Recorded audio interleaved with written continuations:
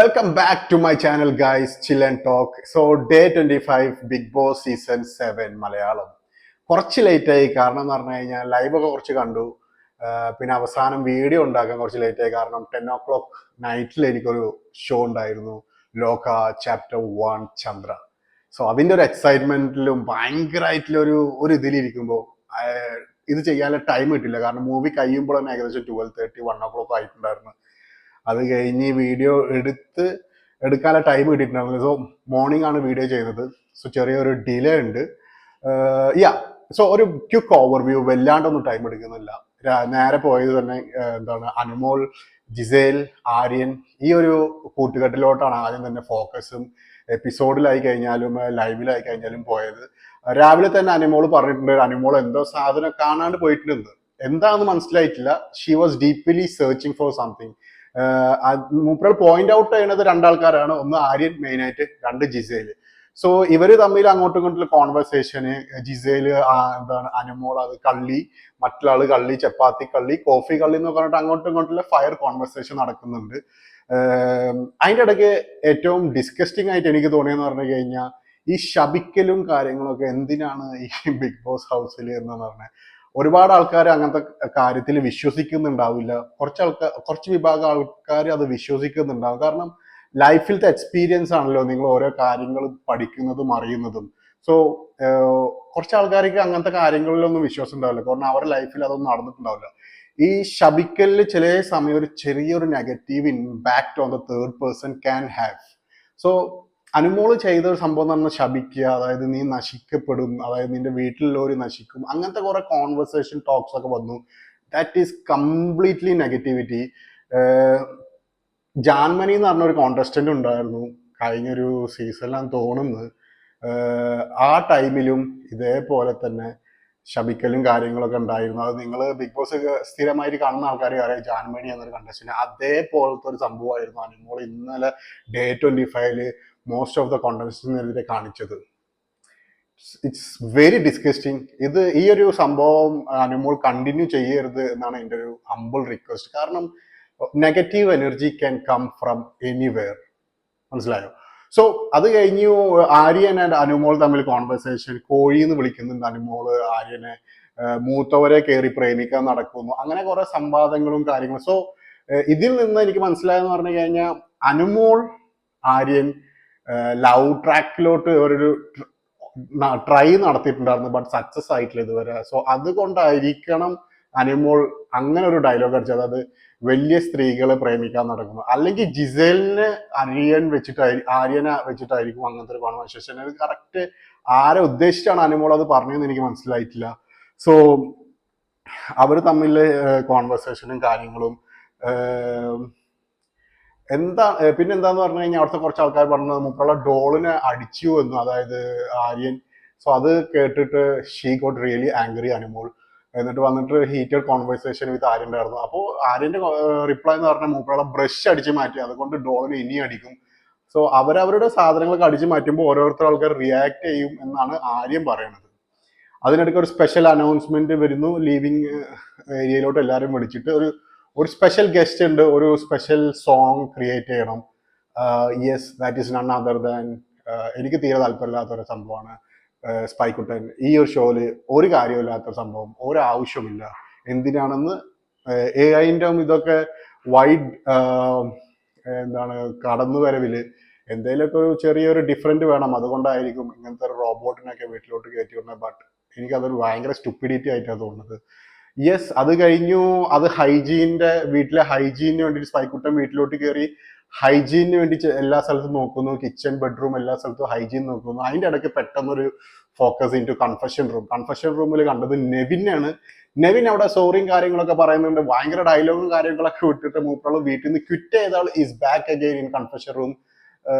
ചെയ്തത് തെറ്റാണ് എന്നൊരു മൂപ്പുകൾക്ക് റിയലൈസേഷൻ വന്നു. So Nevin is back in Big Boss season 7 house.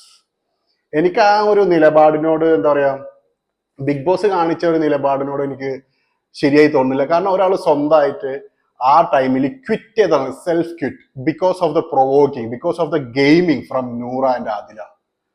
So അത് വെച്ചിട്ട് മൂപ്പറാൾ ക്വിറ്റ് ചെയ്ത് നെവിൻ നല്ലൊരു എന്റർടൈനർ ആണ്, but the decision he made yesterday was so stupidity. But ആ ഡിസിഷൻ മൂപ്പുള്ള സ്വന്തമായി ഉണ്ടാക്കിയതാ. പിന്നെ അയാള് അത് സോറി പറഞ്ഞത് കൊണ്ട് മാത്രം റീ എൻട്രി ചെയ്യിപ്പിച്ച ഒരു ഡിസിഷൻ ബിഗ് ബോസിനോട് എനിക്കത് അംഗീകരിക്കാൻ പറ്റില്ല.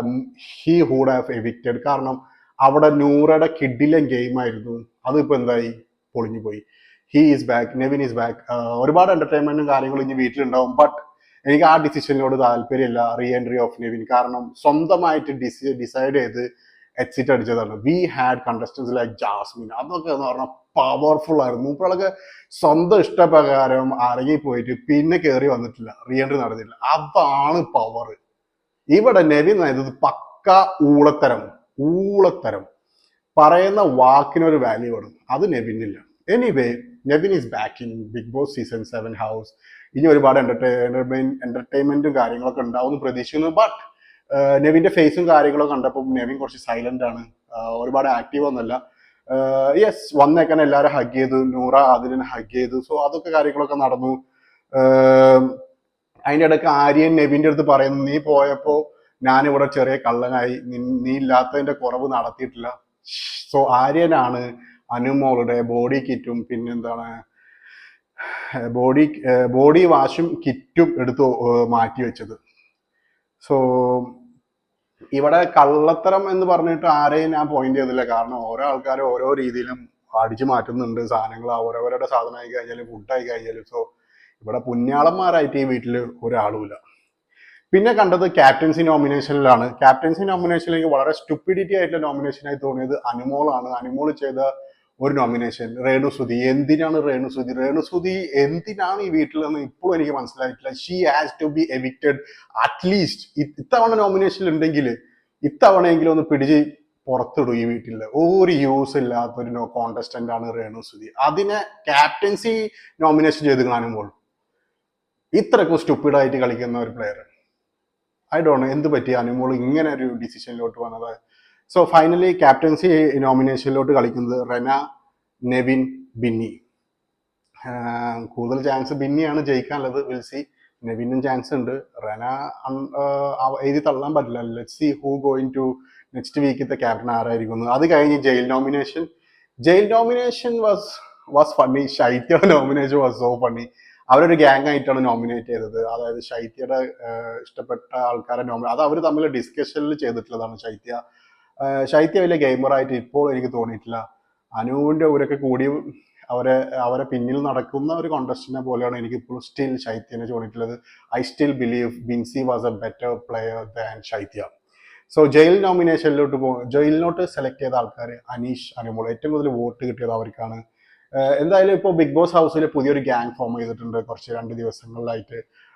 അനുമോൾ, ശൈത്യ, നൂറ, ആദില, 4 പേര്.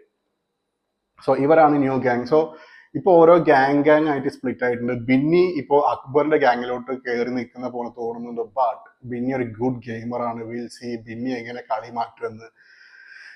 പിന്നെയും ഒരു ദിവസം ബിഗ് ബോസ് ഹൗസിൽ ദിവസത്തിൽ അനുവിന്റെ കരച്ചിലില്ലാണ്ട് അങ്ങനെ ഒരു ദിവസം ഉണ്ടാവുമോ? No way, right? ഡേ 25 കരച്ചില്ല, നോ, സ്റ്റിൽ ക്രൈം. അവർ തമ്മിലുള്ള ഡിസ്കഷനിൽ എന്തൊക്കെ പറഞ്ഞ് കരയുന്നുണ്ട്. ഇതിൻ്റെ ഇടയ്ക്ക് എന്താണ് ഒനിയൽ, ഷാനവാസ്, അഭിലാഷ് തമ്മിൽ കോൺവെർസേഷൻ, അതായത് അവർ തമ്മിൽ സ്ട്രാറ്റജിയും ഗെയിമിംഗ് നടക്കുന്നുണ്ട്. അവർ പറയണത് ഈ എന്താണ് രേണു, പിന്നെ ശൈത്യ, അനുമോൾ, നൂറ, ആദിലിനും കൂടി അവരെ ഗ്രൂപ്പിലോട്ട് വിളിച്ചു കഴിഞ്ഞാൽ അവരെ ഗ്യാങ് വലിയ ഫോം ആവും. അതിനെതിരെ അവർ ഒരു പുതിയൊരു സ്ട്രാറ്റജി എടുക്കാൻ പോകുന്നുണ്ട് എന്നൊക്കെ പറയുന്നുണ്ട്. Will see in coming days. അതിൻ്റെ ഇടയ്ക്ക് പിന്നെ ഒരു തട്ടുകട കാണിച്ചിട്ടുണ്ടായിരുന്നു.